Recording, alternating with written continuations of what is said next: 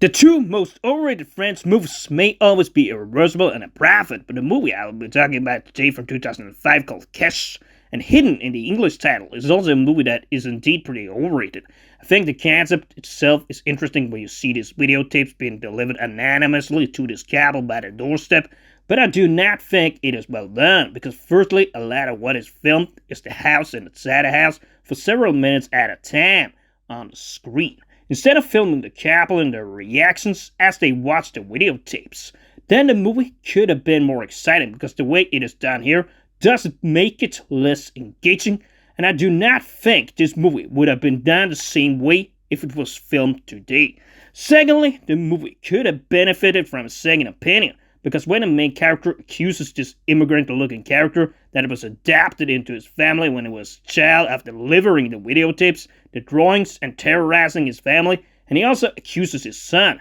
that strong, convincing feeling of the main character seems to hinder us from getting a final conclusion, because near the end, when this accused man kills himself, we never know if he actually sent those videotapes or not. We could, in this case, get a second candidate that could have done it, as opposed to the son and the father. An open ending is in this case totally fine, and might make sense,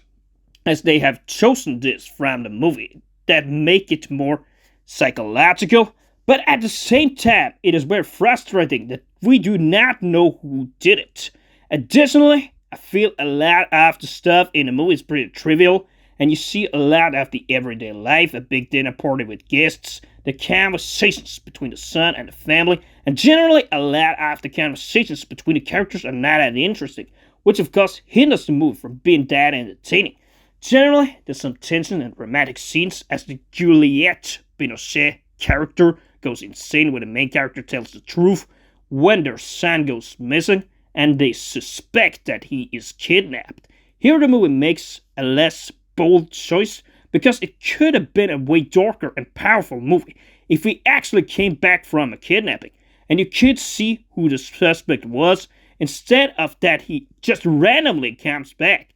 and is driven home by this woman off a frame. And also, of course, when the main character threatens Majid in this house, convinced that he is the one that did it. But by and large, these moments are few and far between, and it is hard to be gripped and immersed by what is happening for most part of the movie. I feel the movie